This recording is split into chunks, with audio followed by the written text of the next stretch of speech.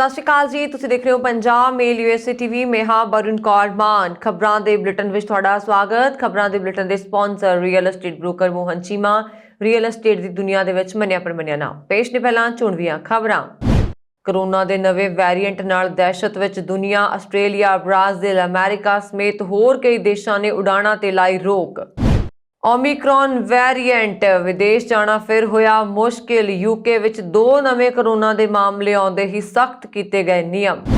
Covid के नवे रूप की दहशत। साउथ अफ्रीका दीयां 2 उड़ाणां विच 85 लोग संक्रमित। बाइडन ने देश की ਵੱਖ-ਵੱਖ समस्यावां लई कोविड नूं ठहराया जिम्मेवार।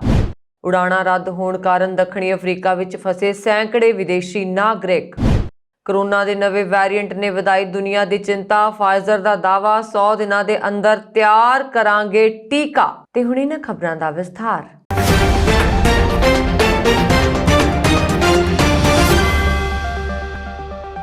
कोरोना वायरस के नवे वेरिएंट ओमिक्रॉन नूं लैके दुनिया भर में दहशत फैल गई है। कोरोना के हुण तक के सब तो खतरनाक वेरिएंट दसे जा रहे ओमिक्रॉन नूं रोकण लई सरगर्मी वध गई है। तमाम देशों वालों उपाय कीते जाण लगे ने।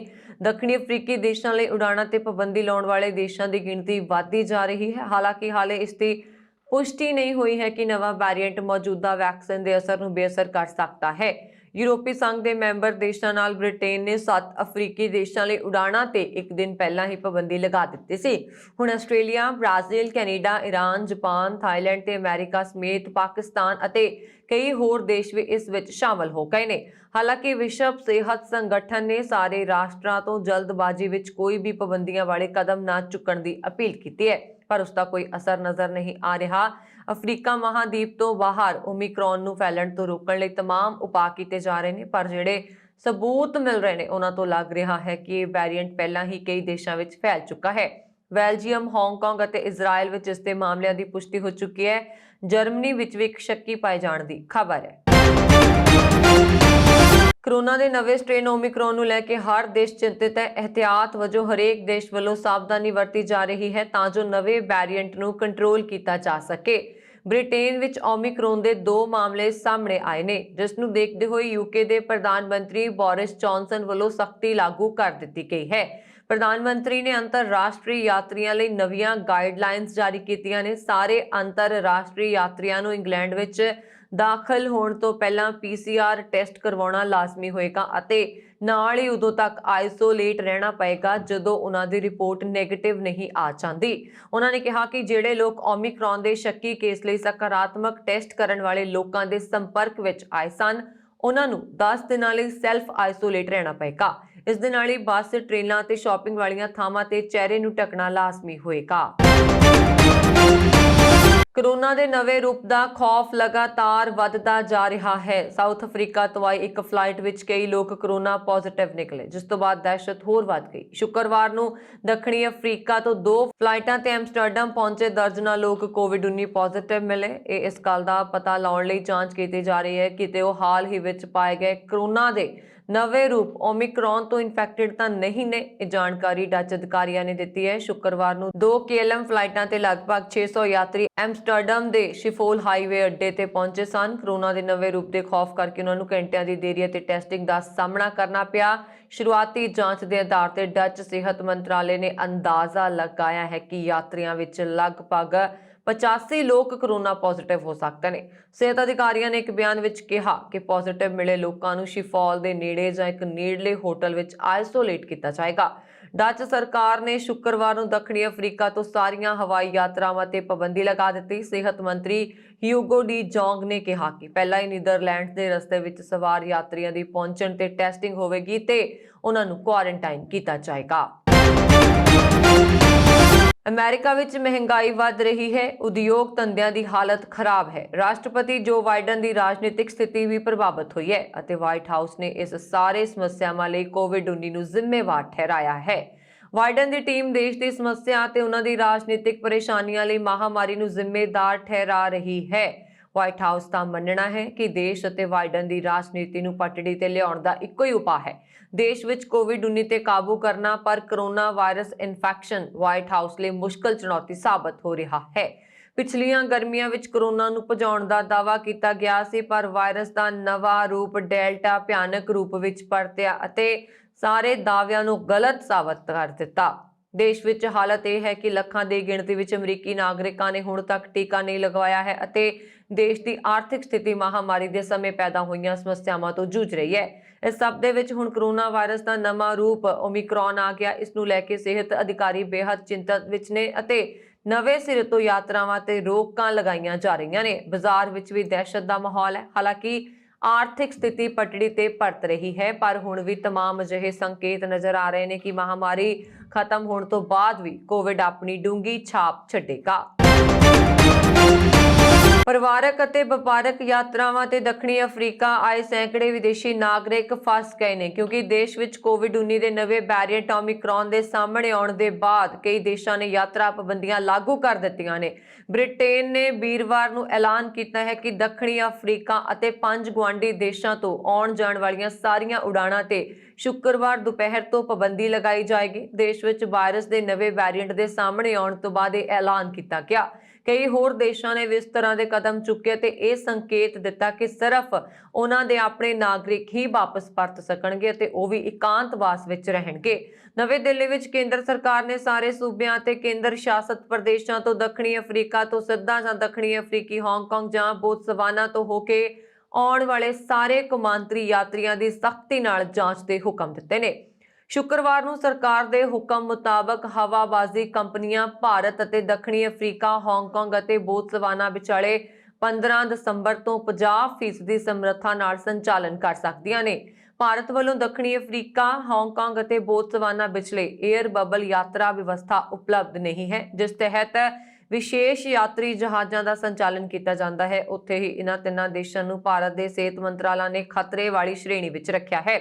ਬ੍ਰਿਟੇਨ ਦੇ ਸੈਲਾਨੀ ਨਵੀਆਂ ਪਾਬੰਦੀਆਂ ਦੀ ਵਜ੍ਹਾ ਨਾਲ ਬਹੁਤ ਪ੍ਰਭਾਵਿਤ ਹੋਏ ਨੇ, ਕਿਉਂਕਿ ਉੱਥੋਂ ਵੱਡੀ ਗਿਣਤੀ ਵਿੱਚ ਲੋਕ ਸੈਰ ਸਪਾਟਾ ਜਾਂ ਪਰਿਵਾਰਕ ਸੰਬੰਧਾਂ ਦੇ ਲਿਹਾਜ਼ ਨਾਲ ਦੱਖਣੀ ਅਫਰੀਕਾ ਆਉਂਦੇ ਨੇ।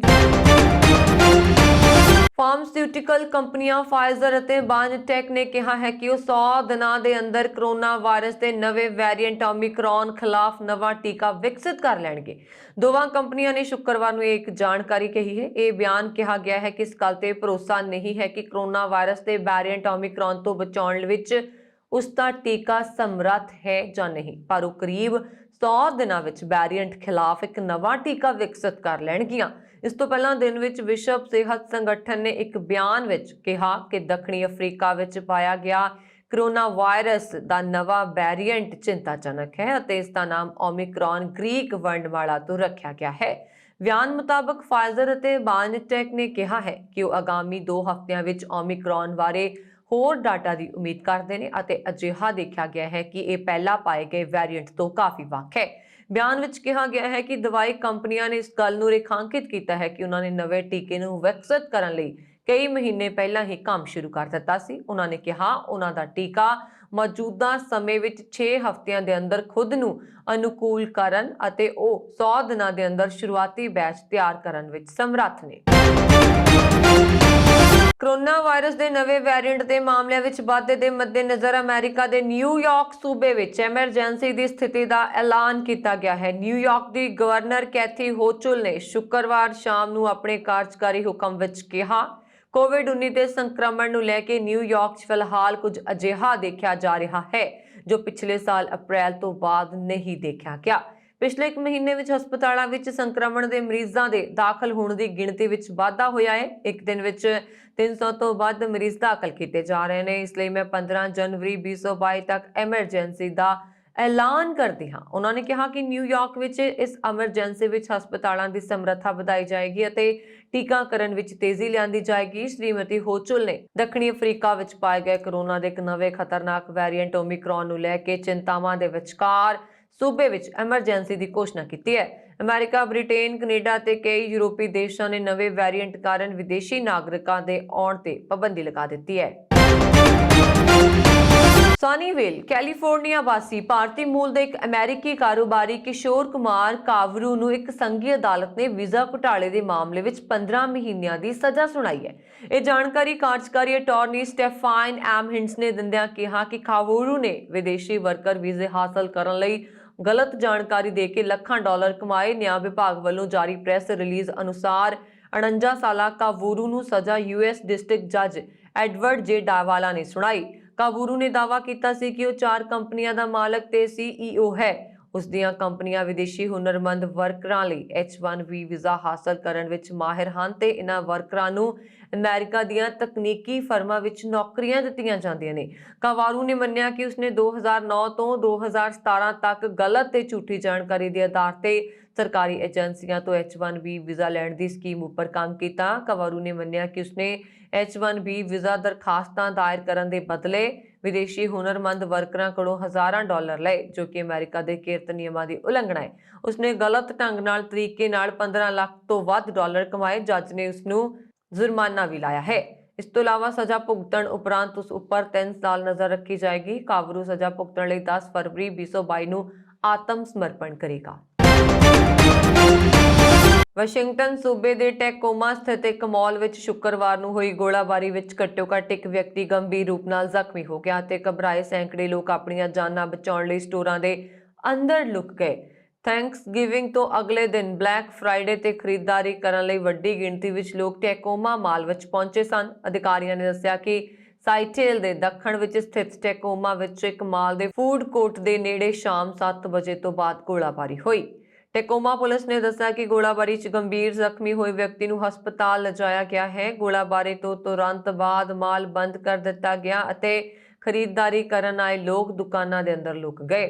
ਗੋਲਾਬਾਰੀ ਤੋਂ ਬਾਅਦ ਟੈਕੋਮਾ, PR ਕਾਉਂਟੀ, ਲੇਕਵੁੱਡ, ਪਿਆਲੂਪ ਅਤੇ ਵਾਸ਼ਿੰਗਟਨ ਸਟੇਟ ਪੈਟਰੋਲ ਦੇ 60 ਤੋਂ ਵੱਧ ਕਾਨੂੰਨ ਲਾਗੂ ਕਰਨ ਵਾਲੇ ਅਧਿਕਾਰੀ ਮੌਕੇ ਤੇ ਪਹੁੰਚ ਗਏ। ਪਿਆਰਸ ਕਾਉਂਟੀ ਸ਼ੈਰਿਫ ਸਾਰਜੈਂਟ ਟੈਰੇਨ ਮੌਸ ਨੇ ਕਿਹਾ ਕਿ ਪੁਲਿਸ ਨੇ ਮਾਲ ਵਿੱਚ ਇੱਕ ਤਾਲਮੇਲ ਖੋਜ ਮੁਹਿੰਮ ਚਲਾਈ। ਟੈਕੋਮਾ ਮਾਲ ਸ਼ਹਿਰ ਦਾ ਸਭ ਤੋਂ ਵੱਡਾ ਮਾਲ ਹੈ, ਜਿਸ ਵਿੱਚ 100 ਤੋਂ ਵੱਧ ਦੁਕਾਨਾਂ ਹਨ। ਅਮਰੀਕਾ ਦੇ ਵਿਦੇਸ਼ ਮੰਤਰੀ ਐਂਟਨੀ ਬਲਿੰਕਨ ਨੇ 26/11 ਹਮਲੇ ਦੀ 13ਵੀਂ ਬਰਸੀ ਤੇ ਬੰਬਈ ਵਾਸੀਆਂ ਦੀ ਸਹਿਣਸ਼ੀਲਤਾ ਦੀ ਤਾਰੀਫ ਕਰਦੇ ਹੋਏ ਪਾਕਿਸਤਾਨ ਸਥਿਤ ਲਸ਼ਕਰ-ਏ-ਤੌਇਬਾ ਦੇ ਅੱਤਵਾਦੀਆਂ ਵੱਲੋਂ 2008 ਵਿੱਚ ਕੀਤੇ ਗਏ ਕਤਲੇਆਮ ਦੇ ਦੋਸ਼ੀਆਂ ਨੂੰ ਜਲਦੀ ਸਜ਼ਾ ਦੇਣ ਦੀ ਲੋੜ ਤੇ ਜ਼ੋਰ ਦਿੱਤਾ ਹੈ। ਜ਼ਿਕਰਯੋਗ ਹੈ ਕਿ 26 ਨਵੰਬਰ 2008 ਨੂੰ ਲਸ਼ਕਰ-ਏ-ਤੌਇਬਾ ਦੇ 10 ਅੱਤਵਾਦੀ ਸਮੁੰਦਰੀ ਮਾਰਗ ਰਾਹੀਂ ਬੰਬਈ ਪਹੁੰਚੇ ਸਨ ਅਤੇ ਉਹਨਾਂ ਨੇ ਕਈ ਸਥਾਨਾਂ ਤੇ ਅੰਨ੍ਹੇਵਾਹ ਨਾਲ ਫਾਇਰਿੰਗ ਕੀਤੀ ਸੀ, ਜਿਸ ਵਿੱਚ 18 ਸੁਰੱਖਿਆ ਕਰਮਚਾਰੀਆਂ ਸਮੇਤ 166 ਲੋਕਾਂ ਦੀ ਮੌਤ ਹੋ ਗਈ ਸੀ। ਹਮਲੇ 'ਚ ਮਾਰੇ ਗਏ ਲੋਕਾਂ 'ਚ 6 ਅਮਰੀਕੀ ਵੀ ਸ਼ਾਮਲ ਸਨ। ਬਲਿੰਕਨ ਨੇ ਸ਼ੁੱਕਰਵਾਰ ਨੂੰ ਟਵੀਟ ਕੀਤਾ, ਬੰਬਈ 'ਚ 26/11 ਅੱਤਵਾਦੀ ਹਮਲੇ ਤੇ ਹੋਏ 13 ਸਾਲ ਬੀਤ ਗਏ ਨੇ। ਬਰਸੀ ਤੇ ਅਸੀਂ 6 ਅਮਰੀਕੀਆਂ ਸਮੇਤ ਸਾਰੇ ਮ੍ਰਿਤਕਾਂ ਨੂੰ ਅਤੇ ਬੰਬਈ ਵਾਸੀਆਂ ਦੀ ਸਹਿਣਸ਼ੀਲਤਾ ਨੂੰ ਯਾਦ ਕਰਦੇ ਹਾਂ। ਦੋਸ਼ੀਆਂ ਨੂੰ ਸਜ਼ਾ ਦਿੱਤੇ ਜਾਣ ਦਾ ਲੰਬੇ ਸਮੇਂ ਤੋਂ ਇੰਤਜ਼ਾਰ ਹੈ। ਅਮਰੀਕਾ ਦੀ ਉਪ ਵਿਦੇਸ਼ ਮੰਤਰੀ ਬੈਡੀ ਸ਼ਰਮਨ ਨੇ ਕਿਹਾ ਕਿ ਅੱਤਵਾਦ ਖਿਲਾਫ ਲੜਾਈ 'ਚ ਅਮਰੀਕਾ ਤੇ ਭਾਰਤ ਇਕਜੁੱਟ ਹੈ। ਉਹਨਾਂ ਨੇ ਕਿਹਾ ਕਿ ਬੰਬਈ ਦੀ ਹਾਲ ਹੀ ਮੇਰੀ ਯਾਤਰਾ 'ਚ ਮੈਂ ਭਿਆਨਕ ਅੱਤਵਾਦੀ ਹਮਲਿਆਂ 'ਚ ਜਾਨ ਗਵਾਉਣ ਵਾਲਿਆਂ ਨੂੰ ਸ਼ਰਧਾਂਜਲੀ ਦੇਣ ਲਈ ਤਾਜ ਪੈਲੇਸ ਹੋਟਲ 'ਚ 26/11 ਸਮਾਰਕ ਤੇ ਗਈ ਸੀ। ਸੰਸਦ ਐਲੀਸੀ ਸਟੈਫਨਿਕ ਨੇ ਕਿਹਾ ਕਿ ਬੰਬਈ 'ਚ ਅੱਤਵਾਦੀ ਹਮਲੇ ਦੀ 13ਵੀਂ ਬਰਸੀ ਤੇ ਅਸੀਂ ਇਸ 'ਚ ਜਾਨ ਗਵਾਉਣ ਵਾਲੇ ਲੋਕਾਂ ਨੂੰ ਯਾਦ ਕਰਦੇ ਹਾਂ। ਇਸ ਨੂੰ ਕਦੇ ਵੀ ਭੁਲਾਇਆ ਨਹੀਂ ਜਾ ਸਕਦਾ। ਇੱਥੇ ਭਾਰਤੀ ਦੂਤਘਰ ਨੇ 26/11 ਹਮਲੇ ਦੀ ਬਰਸੀ ਮੌਕੇ ਆਪਣੇ ਕੰਪਲੈਕਸਾਂ 'ਚ ਇੱਕ ਪ੍ਰੋਗਰਾਮ ਦਾ ਆਯੋਜਨ ਕੀਤਾ, ਜਿਸ 'ਚ ਕਈ ਨੇਤਾ ਸ਼ਾਮਲ ਸਨ। ਅਮਰੀਕਾ ਦੇ ਟੈਨੇਸੀ ਸੂਬੇ ਦੇ ਨੈਸ਼ਵਿਲ ਵਿੱਚ ਹੋਈ ਗੋਲਾਬਾਰੀ ਵਿੱਚ 3 ਲੋਕਾਂ ਦੀ ਮੌਤ ਹੋ ਗਈ ਹੈ ਤੇ 4 ਹੋਰ ਜ਼ਖਮੀ ਹੋ ਗਏ ਨੇ। ਪੁਲਿਸ ਨੇ ਟਵਿੱਟਰ ਤੇ ਦੱਸਿਆ ਕਿ ਗੋਲਾਬਾਰੀ ਸ਼ੁੱਕਰਵਾਰ ਰਾਤ ਨੈਸ਼ਵਿਲੇ ਦੇ ਇੱਕ ਅਪਾਰਟਮੈਂਟ ਵਿੱਚ ਹੋਈ। ਬਿਆਨ ਵਿੱਚ ਕਿਹਾ ਗਿਆ ਹੈ ਕਿ 3 ਨੌਜਵਾਨਾਂ ਦੀ ਮੌਕੇ ਤੇ ਹੀ ਮੌਤ ਹੋ ਗਈ ਅਤੇ 4 ਹੋਰ ਜ਼ਖਮੀ ਹੋ ਗਏ, ਪਰ ਉਹਨਾਂ ਦੀ ਜਾਨ ਨੂੰ ਖਤਰਾ ਨਹੀਂ ਹੈ। ਅਧਿਕਾਰੀਆਂ ਨੇ ਦੱਸਿਆ ਕਿ ਅਪਾਰਟਮੈਂਟ ਵਿੱਚ ਕਿਸੇ ਦੇ ਜ਼ਬਰਦਸਤੀ ਦਾਖਲ ਹੋਣ ਦੇ ਕੋਈ ਸੰਕੇਤ ਨਹੀਂ ਮਿਲੇ ਅਤੇ ਮੌਕੇ ਤੋਂ 2 ਬੰਦੂਕਾਂ ਬਰਾਮਦ ਕੀਤੀਆਂ ਗਈਆਂ ਨੇ। ਉਹਨਾਂ ਨੇ ਫਿਲਹਾਲ ਸ਼ੱਕੀ ਵਿਅਕਤੀਆਂ ਬਾਰੇ ਕੁਝ ਨਹੀਂ ਕਿਹਾ ਤੇ ਘਟਨਾ ਦੀ ਜਾਂਚ ਕੀਤੀ ਜਾ ਰਹੀ ਹੈ। ਮ੍ਰਿਤਕਾਂ ਤੇ ਜ਼ਖਮੀਆਂ ਦੇ ਨਾਂ ਅਤੇ ਉਮਰ ਦਾ ਅਜੇ ਤੱਕ ਖੁਲਾਸਾ ਨਹੀਂ ਕੀਤਾ ਗਿਆ ਹੈ। ਅਮਰੀਕਾ ਦੇ ਮਿਸੌਰੀ ਰਾਜ ਦੇ ਵਸਨੀਕ 62 ਸਾਲਾ ਕੈਵਿਨ ਸਟ੍ਰਿਕਲੈਂਡ, ਜੋ 3 ਹੱਤਿਆਵਾਂ ਕਰਨ ਦੇ ਦੋਸ਼ ਵਿੱਚ ਪਿਛਲੇ 43 ਸਾਲਾਂ ਤੋਂ ਜੇਲ੍ਹ ਵਿੱਚ ਬੰਦ ਸੀ, ਨੂੰ ਬੀਤੇ ਦਿਨ ਦੋਸ਼ ਮੁਕਤ ਕਰਾਰ ਦੇ ਕੇ ਰਿਹਾ ਕਰ ਦਿੱਤਾ ਗਿਆ। ਸਟ੍ਰਿਕਲੈਂਡ ਨੂੰ 3 ਹੱਤਿਆਵਾਂ ਦੇ ਮਾਮਲੇ ਵਿੱਚ 1979 ਵਿੱਚ ਦੋਸ਼ੀ ਕਰਾਰ ਦੇ ਕੇ ਬਿਨਾਂ ਜ਼ਮਾਨਤ ਦੀ ਸੰਭਾਵਨਾ ਦੇ ਉਮਰ ਕੈਦ ਦੀ ਸਜ਼ਾ ਸੁਣਾਈ ਗਈ ਸੀ। ਉਹ ਪੱਛਮੀ ਮਿਸੌਰੀ ਵਿੱਚ ਕੈਮਰਨ ਦੀ ਜੇਲ੍ਹ ਵਿੱਚ ਬੰਦ ਸੀ। ਉਹ ਨਿਰੰਤਰ ਆਪਣੇ ਆਪ ਨੂੰ ਨਿਰਦੋਸ਼ ਹੋਣ ਦੀ ਦੁਹਾਈ ਪਾਉਂਦਾ ਰਿਹਾ।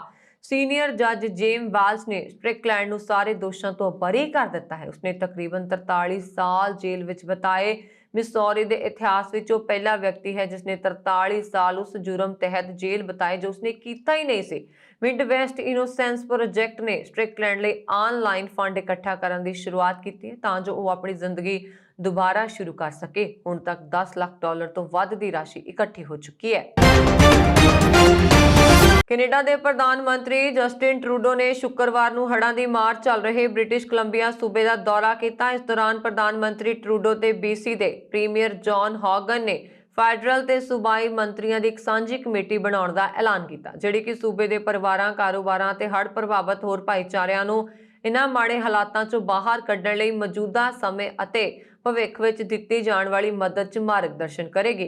ਇਸ ਦੌਰਾਨ ਮੂਲ ਵਾਸੀ ਨੇਤਾ ਇਸ ਕਮੇਟੀ ਦਾ ਸਾਥ ਦੇਣਗੇ। ਪ੍ਰਧਾਨ ਮੰਤਰੀ ਨੇ ਹੜ੍ਹ ਪ੍ਰਭਾਵਿਤ ਸੂਬੇ ਲਈ ਹੋਰ ਕੀ ਐਲਾਨ ਕੀਤੇ ਨੇ। ਪ੍ਰਧਾਨ ਮੰਤਰੀ ਮੁਤਾਬਕ ਨਵੀਂ ਕਮੇਟੀ ਇਹ ਪਤਾ ਲਗਾਏਗੀ ਕਿ ਬ੍ਰਿਟਿਸ਼ ਕੋਲੰਬੀਆ ਦੇ ਸਾਰੇ ਲੋਕਾਂ ਨੂੰ ਇਸ ਚੁਣੌਤੀਪੂਰਨ ਹਾਲਾਤ 'ਚੋਂ ਬਾਹਰ ਕੱਢਣ ਲਈ ਕਿੰਨੀ ਵਿੱਤੀ ਮਦਦ ਤੇ ਕਿਹੜੇ ਸਰੋਤਾਂ ਦੀ ਤੁਰੰਤ ਲੋੜ ਹੈ। ਦੋਵੇਂ ਨੇਤਾਵਾਂ ਨੇ ਇਹ ਵੀ ਐਲਾਨ ਕੀਤਾ ਹੈ ਕਿ ਕੈਨੇਡਾ ਤੇ BC ਸਰਕਾਰ British Columbia floods and extreme weather appeal ਰਾਹੀਂ ਕੈਨੇਡੀਅਨ ਰੈੱਡ ਕਰਾਸ ਨੂੰ ਦਾਨ ਕੀਤੇ ਗਏ ਹਰ $1 'ਚ ਆਪਣਾ ਸਹਿਯੋਗ ਦੇਣਗੀਆਂ। ਚੀਨ ਦੇ ਸੰਬੰਧ ਵਿੱਚ ਬ੍ਰਿਟੇਨ ਸਰਕਾਰ ਨੇ ਸਪਸ਼ਟ ਕੀਤਾ ਹੈ ਕਿ ਉਸਦੇ ਮੰਤਰੀਆਂ ਦੀ ਬੀਜਿੰਗ ਵਿੰਟਰ 올림픽 ਵਿੱਚ ਹਿੱਸਾ ਲੈਣ ਦੀ ਕੋਈ ਯੋਜਨਾ ਨਹੀਂ ਹੈ। UK ਦੇ ਹਾਊਸ ਆਫ ਕਾਮਨਸ ਦੇ ਨੇਤਾ ਜੈਕਬ ਰੀਸ-ਮੌਗ ਨੇ ਵੀਰਵਾਰ ਨੂੰ ਪੁਸ਼ਟੀ ਕੀਤੀ ਹੈ ਕਿ ਬੀਜਿੰਗ 2022 ਵਿੰਟਰ 올림픽 ਵਿੱਚ ਸ਼ਾਮਲ ਹੋਣ ਲਈ UK ਸਰਕਾਰ ਦੇ ਮੰਤਰੀਆਂ ਲਈ ਕੋਈ ਟਿਕਟਾਂ ਬੁੱਕ ਨਹੀਂ ਕੀਤੀਆਂ ਗਈਆਂ ਨੇ। ਇਹ ਐਲਾਨ ਚੀਨ ਤੇ cross party inter parliamentary alliance ਦੇ ਸਹਿ ਪ੍ਰਧਾਨ ਸਰ ਇਆਨ ਡੰਕਨ ਸਮੇਤ MP ਦੁਆਰਾ ਪੁੱਛੇ ਗਏ ਸਵਾਲ ਦੇ ਜਵਾਬ ਵਿੱਚ ਕੀਤਾ ਗਿਆ ਸੀ ਕਿ UK ਸਰਕਾਰ ਬੀਜਿੰਗ ਵਿੰਟਰ 올림픽 ਦੇ ਕੂਟਨੀਤਿਕ ਬਾਈਕਾਟ ਦਾ ਐਲਾਨ ਕਰੇਗੀ। ਜੈਕਬ ਰੀਸ-ਮੌਗ ਨੇ ਜਵਾਬ ਦਿੱਤਾ, ਇਹ ਬ੍ਰਿਟਿਸ਼ 올림픽 ਕਮੇਟੀ ਤੇ ਨਿਰਭਰ ਕਰਦਾ ਹੈ ਕਿ ਐਥਲੀਟ ਨੂੰ ਜਾਣਾ ਚਾਹੀਦਾ ਹੈ ਜਾਂ ਨਹੀਂ, ਪਰ ਸਰਕਾਰ ਦੇ ਮੰਤਰੀਆਂ ਦੇ ਸੰਬੰਧ ਵਿੱਚ ਕਿ ਉਹ ਪੀਪਲਜ਼ ਰਿਪਬਲਿਕ ਆਫ ਚਾਈਨਾ ਜਾਣਾ ਚਾਹੁੰਦੇ ਹਨ, ਮੈਂ ਇਹ ਕਹਿ ਸਕਦਾ ਹਾਂ ਕਿ ਕੋਈ ਟਿਕਟ ਬੁੱਕ ਨਹੀਂ ਕੀਤੀ ਗਈ ਹੈ। Dayton board of zoning appeals ਨੇ 129 ਸਾਲ ਪੁਰਾਣੀ ਇਤਿਹਾਸਕ ਇਮਾਰਤ ਨੂੰ ਢਾਉਣ ਲਈ ਸ਼ਹਿਰ ਪ੍ਰਸ਼ਾਸਨ ਦੀ ਬੇਨਤੀ ਨੂੰ ਮਨਜ਼ੂਰੀ ਦੇ ਦਿੱਤੀ ਹੈ, ਜੋ ਕਦੇ ਰਾਈਟ ਭਰਾਵਾਂ ਦੀ ਬਾਈਕ ਦੀ ਪਹਿਲੀ ਦੁਕਾਨ ਸੀ। ਇੱਕ ਨਿਊਜ਼ ਮੁਤਾਬਕ ਸ਼ਹਿਰ ਪ੍ਰਸ਼ਾਸਨ ਇਮਾਰਤ ਨੂੰ ਢਾਉਣਾ ਚਾਹੁੰਦਾ ਸੀ ਕਿਉਂਕਿ ਇੰਨੀ ਖਰਾਬ ਹੋ ਗਈ ਕਿ ਇਸ ਨੂੰ ਹੁਣ ਬਣਾਏ ਰੱਖਣਾ ਮੁਸ਼ਕਿਲ ਸੀ ਅਤੇ ਇਸ ਨੂੰ ਮੁੜ ਵਿਕਸਿਤ ਨਹੀਂ ਕੀਤਾ ਜਾ ਸਕਦਾ ਹੈ। ਹਾਲਾਂਕਿ ਸੁਰੱਖਿਆ ਸਮੂਹਾਂ ਨੇ ਸ਼ਹਿਰ ਪ੍ਰਸ਼ਾਸਨ ਦੀ ਯੋਜਨਾ ਦਾ ਵਿਰੋਧ ਕੀਤਾ ਸੀ। ਸਮੂਹਾਂ ਨੇ ਕਿਹਾ ਸੀ ਕਿ ਇਮਾਰਤ ਨੂੰ ਮੁੜ ਵਿਕਾਸ ਪ੍ਰੋਜੈਕਟ ਵਿੱਚ ਸ਼ਾਮਲ ਕੀਤਾ ਜਾਣਾ ਚਾਹੀਦਾ ਹੈ। ਬੋਰਡ ਨੇ ਇਸ ਹਫ਼ਤੇ ਇਸ ਇਮਾਰਤ ਨੂੰ ਤਬਾਹ ਕਰਨ ਦੀ ਆਗਿਆ ਦਿੱਤੀ ਹੈ। ਇਮਾਰਤ ਨੂੰ 1892 ਵਿੱਚ ਰਾਈਟ ਬ੍ਰਦਰਜ਼ ਦੀ ਪਹਿਲੀ ਬਾਈਕ ਦੀ ਦੁਕਾਨ ਦੇ ਰੂਪ ਵਿੱਚ ਕੰਮ ਕਰਨ ਲਈ ਬਣਾਇਆ ਗਿਆ ਸੀ। ਇਸ ਦੇ ਤੁਰੰਤ ਬਾਅਦ Jamie city ice cream company ਦੇ ਜਾਇਦਾਦ ਖਰੀਦੀ ਅਤੇ ਇਸ ਨੂੰ 1975 ਤੱਕ ਉਸ ਵੇਲੇ ਤੱਕ ਰੱਖਿਆ ਜਦ ਤੱਕ ਇਸ ਨੂੰ ਕਿਸੇ ਹੋਰ ਕੰਪਨੀ ਨੂੰ ਨਹੀਂ ਵੇਚ ਦਿੱਤਾ ਗਿਆ। ਰੂਸ ਤੇ ਚੀਨ ਨੇ ਅਮਰੀਕਾ ਦੇ ਲੋਕਤੰਤਰ ਸੰਮੇਲਨ ਦੇ ਵਿਚਾਰ ਨੂੰ ਇਹ ਕਹਿੰਦਿਆਂ ਖਾਰਿਜ ਕਰ ਦਿੱਤਾ ਹੈ ਕਿ ਇਸ ਨਾਲ ਕੌਮਾਂਤਰੀ ਫਿਰਕੇ 'ਚ ਨਵੀਂ ਵੰਡ ਲਕੀਰ ਖਿੱਚੀ ਜਾਏਗੀ। ਚੀਨ ਨੇ ਸੰਮੇਲਨ ਲਈ ਤਾਲਿਬਾਨ ਨੂੰ ਸੱਦੇ ਭੇਜੇ ਜਾਣ ਤੇ ਵੀ ਇਤਰਾਜ਼ ਪ੍ਰਗਟਾਇਆ ਹੈ। ਅਮਰੀਕਾ ਨੇ ਵੀਰਵਾਰ ਨੂੰ 9 ਤੇ 10 ਦਸੰਬਰ ਨੂੰ ਆਨਲਾਈਨ ਹੋਣ ਵਾਲੇ ਲੋਕਤੰਤਰ ਸੰਮੇਲਨ ਲਈ ਬੁਲਾਏ 110 ਦੇਸ਼ਾਂ ਦੀ ਸੂਚੀ ਜਾਰੀ ਕੀਤੀ ਸੀ। ਰੂਸ ਤੇ ਚੀਨ ਨੂੰ ਇਸ ਸੰਮੇਲਨ ਲਈ ਸੱਦਾ ਨਹੀਂ ਦਿੱਤਾ ਗਿਆ ਹੈ। ਵਾਸ਼ਿੰਗਟਨ ਦਾ ਨੈਸ਼ਨਲ ਇੰਟਰਸਟ ਮੈਗਜ਼ੀਨ 'ਚ ਪ੍ਰਕਾਸ਼ਿਤ ਸੰਯੁਕਤ ਲੇਖ ਵਿੱਚ ਰੂਸ ਦੇ ਰਾਜਦੂਤ ਐਨਾਟੋਲੀ ਐਂਟਨੋਵ ਨੇ ਚੀਨੀ ਕਵਿਨ ਗੈਂਗ ਨੇ ਕਿਹਾ, ਅਮਰੀਕਾ ਇਹ ਜਤਾਉਣ ਲਈ ਲੋਕਤੰਤਰ ਸੰਮੇਲਨ ਕਰ ਰਿਹਾ ਹੈ ਕਿ ਕੌਣ ਇਸ ਵਿੱਚ ਹਿੱਸਾ ਲੈ ਸਕਦਾ ਹੈ ਤੇ ਕੌਣ ਨਹੀਂ, ਕੌਣ ਲੋਕਤੰਤਰੀ ਦੇਸ਼ ਹੈ ਤੇ ਕੌਣ ਇਸ ਦਰਜੇ ਲਈ ਅਯੋਗ ਹੈ। ਇਹ ਠੰਡੀ ਜੰਗ ਦੀ ਮਾਨਸਿਕਤਾ ਦੀ ਪੈਦਾਇਸ਼ ਹੈ ਜੋ ਦੁਨੀਆ ਭਰ ਵਿੱਚ ਵਿਚਾਰਕ ਮਤਭੇਦ ਦੇ ਟਕਰਾਅ ਨੂੰ ਬੜਾਵਾ ਦੇਗਾ। ਰੇਡੀਓ ਫ੍ਰੀ ਏਸ਼ੀਆ ਨੇ ਚੀਨ ਦੇ ਵਿਦੇਸ਼ ਮੰਤਰਾਲੇ ਦੇ ਤਰਜਮਾਨ ਝਾਓ ਲਿਜਾਨ ਦੇ ਹਵਾਲੇ ਨਾਲ ਕਿਹਾ, ਚੀਨ ਦ੍ਰਿੜਤਾ ਨਾਲ ਅਮਰੀਕਾ ਵੱਲੋਂ ਕਥਿਤ ਲੋਕਤੰਤਰ ਸੰਮੇਲਨ ਲਈ ਤਾਲਿਬਾਨ ਨੂੰ ਸੱਦਾ ਦਿੱਤੇ ਜਾਣ ਦਾ ਵਿਰੋਧ ਕਰਦਾ ਹੈ। ਚੀਨ ਨੇ ਅਮਰੀਕਾ ਨੂੰ ਕਿਹਾ ਹੈ ਕਿ ਉਹ ਤਾਲਿਬਾਨ ਦੀ ਆਜ਼ਾਦੀ ਚਾਹੁਣ ਵਾਲੀਆਂ ਤਾਕਤਾਂ ਨੂੰ ਮੰਚ ਪ੍ਰਦਾਨ ਕਰਨਾ ਬੰਦ ਕਰੇ। ਦੱਖਣੀ ਅਫਰੀਕਾ ਨੇ ਸ਼ਨੀਚਰਵਾਰ ਨੂੰ ਕਿਹਾ ਕਿ ਇਸ ਨੂੰ ਨਵੇਂ ਕਰੋਨਾ ਵਾਇਰਸ ਦੇ ਨਵੇਂ ਰੂਪ ਨੂੰ ਤੇਜ਼ੀ ਨਾਲ ਲੱਭਣ ਦੀ ਆਪਣੀ ਉન્નਤ ਯੋਗਤਾ ਲਈ ਸਜ਼ਾ ਦਿੱਤੀ ਜਾ ਰਹੀ ਹੈ। ਓਮਿਕਰੌਨ ਦੇ ਨਵੇਂ ਵੈਰੀਐਂਟ ਕਾਰਨ ਕਈ ਦੇਸ਼ਾਂ ਨੇ ਇੱਥੋਂ ਦੀ ਯਾਤਰਾ ਤੇ ਪਾਬੰਦੀ ਲਗਾ ਦਿੱਤੀ ਹੈ। ਇਸ ਤੋਂ ਬਾਅਦ ਇਹ ਬਿਆਨ ਸਾਹਮਣੇ ਆਇਆ ਹੈ। ਇੱਕ ਬਿਆਨ ਵਿੱਚ ਅੰਤਰਰਾਸ਼ਟਰੀ ਸੰਬੰਧਾਂ ਤੇ ਸਹਿਕਾਰਤਾ ਵਿਭਾਗ ਨੇ ਵਿਸ਼ਵ ਦੇ ਆਗੂਆਂ ਨੂੰ ਅਪੀਲ ਕੀਤੀ ਹੈ ਕਿ ਉਹ ਓਮਿਕਰੌਨ ਵੈਰੀਐਂਟ ਦੀ ਖੋਜ ਤੇ ਜਵਾਬ ਵਿੱਚ ਬਿਨਾਂ ਸੋਚੇ ਸਮਝੇ ਕੋਈ ਵੀ ਨੀਤੀਗਤ ਫੈਸਲੇ ਲਾਗੂ ਨਾ ਕਰਨ। ਉਹਨਾਂ ਨੇ ਕਿਹਾ ਕਿ ਨਵੀਂ ਯਾਤਰਾ ਪਾਬੰਦੀ ਦੱਖਣੀ ਅਫਰੀਕਾ ਨੂੰ ਇਸ ਦੇ ਉન્નਤ ਜੀਨੋਮਿਕ ਸੀਕੁਐਂਸਿੰਗ ਦੇ ਨਵੇਂ ਵੈਰੀਐਂਟ ਦਾ ਤੇਜ਼ੀ ਨਾਲ ਪਤਾ ਲਗਾਉਣ ਦੀ ਸਮਰੱਥਾ ਲਈ ਸੱਚ ਦੇਣ ਵਰਗਾ ਹੈ। ਉੱਤਮ ਵਿਗਿਆਨ ਦੀ ਪ੍ਰਸ਼ੰਸਾ ਕੀਤੀ ਜਾਣੀ ਚਾਹੀਦੀ ਹੈ, ਨਾ ਕਿ ਸਜ਼ਾ ਦੇਣੀ ਚਾਹੀਦੀ ਹੈ। ਪੰਜਾਬ ਦੇ ਮੁੱਖ ਮੰਤਰੀ ਚਰਨਜੀਤ ਸਿੰਘ ਚੰਨੀ ਨੇ ਜਦੋਂ ਮਹਿਲ ਕਲਾਂ ਅਨਾਜ ਮੰਡੀ ਵਿੱਚ ਆਪਣਾ ਭਾਸ਼ਣ ਸ਼ੁਰੂ ਕੀਤਾ ਤਾਂ ਬੇਰੁਜ਼ਗਾਰਾਂ ਵੱਲੋਂ ਚਰਨਜੀਤ ਚੰਨੀ ਖਿਲਾਫ ਨਾਅਰੇ ਲਗਾਏ ਗਏ। ਪੁਲਿਸ ਵੱਲੋਂ ਭਾਵੇਂ ਪ੍ਰਦਰਸ਼ਨਕਾਰੀਆਂ ਨੂੰ ਮੌਕੇ ਤੇ ਹੀ ਦਬੋਚ ਲਿਆ ਗਿਆ, ਪਰ ਚੰਨੀ ਨੇ ਮੰਚ ਤੋਂ ਇਹ ਸੰਬੋਧਨ ਕੀਤਾ ਕਿ ਜੋ ਟੈਂਕੀ ਤੇ ਚੜ੍ਹ ਕੇ ਪ੍ਰਦਰਸ਼ਨ ਕਰਦੇ ਹਨ ਜਾਂ ਚੱਲ ਰਹੀ ਸਟੇਜ ਵਿੱਚ ਖਲਲ ਪਾਉਂਦੇ ਨੇ, ਉਹਨਾਂ ਖਿਲਾਫ ਹੁਣ ਪਰਚੇ ਹੋਣਗੇ। ਇਹ ਪ੍ਰਦਰਸ਼ਨਕਾਰੀ ਜਾਂ ਤਾਂ ਮੇਰੇ ਨਾਲ ਆ ਕੇ ਗੱਲ ਕਰਨ ਜਾਂ ਫਿਰ ਅਜਿਹੇ ਪ੍ਰਦਰਸ਼ਨ ਨਾ ਕਰਨ। ਉਹਨਾਂ ਨੇ ਪ੍ਰਦਰਸ਼ਨਕਾਰੀਆਂ ਨੂੰ ਮੰਚ ਤੋਂ ਚੇਤਾਵਨੀ ਦਿੰਦਿਆਂ ਕਿਹਾ ਕਿ ਭਾਵੇਂ ਪਹਿਲਾਂ ਵਾਲਾ ਮੁੱਖ ਮੰਤਰੀ ਸੁੱਤਾ ਨਹੀਂ ਉੱਠਦਾ ਸੀ, ਪਰ ਮੈਂ ਹੁਣ ਤੱਕ ਸੌਂ ਕੇ ਵੀ ਨਹੀਂ ਵੇਖਿਆ। ਜਦੋਂ ਮਰਜ਼ੀ ਮੇਰੇ ਦਰਬਾਰ ਆਓ ਤੇ ਆਪਣੇ ਮਸਲੇ ਹੱਲ ਕਰਵਾਓ। ਮੁੱਖ ਮੰਤਰੀ ਚਰਨਜੀਤ ਸਿੰਘ ਚੰਨੀ ਨੇ ਕਿਹਾ ਕਿ ਜੇਕਰ 10,000 ਦੇ ਇਕੱਠ 'ਚ 10 ਬੰਦੇ ਆ ਕੇ ਪ੍ਰਦਰਸ਼ਨ ਕਰਦੇ ਨਾ, ਉਹਨਾਂ ਖਿਲਾਫ ਪਰਚੇ ਹੋਣਗੇ। ਜ਼ਿਕਰਯੋਗ ਹੈ ਕਿ ਜ਼ਿਲ੍ਹਾ ਬਰਨਾਲਾ ਵਿੱਚ ਮਹਿਲ ਕਲਾਂ ਬਰਨਾਲਾ ਅਤੇ ਤਪਾ ਮੰਡੀ ਵਿਖੇ ਚਰਨਜੀਤ ਚੰਨੀ ਦੀ ਫੇਰੀ ਦੌਰਾਨ ਬੇਰੁਜ਼ਗਾਰ ਆਂਗਨਵਾੜੀ ਕਿਸਾਨ ਜਥੇਬੰਦੀਆਂ ਆਦਿ ਨੇ ਰੋਸ ਪ੍ਰਦਰਸ਼ਨ ਕੀਤਾ ਸੀ। ਓਮਿਕਰੌਨ ਵੈਰੀਐਂਟ ਪਿਛਲੇ 4 ਦਿਨਾਂ ਵਿੱਚੋਂ 8 ਦੇਸ਼ਾਂ ਤੱਕ ਪਹੁੰਚ ਗਿਆ ਹੈ। ਇਹਨਾਂ ਵਿੱਚ ਦੱਖਣੀ Africa, Israel, Hong Kong, Botswana, Belgium, Germany, check republic ਅਤੇ ਬ੍ਰਿਟੇਨ ਸ਼ਾਮਲ ਨੇ।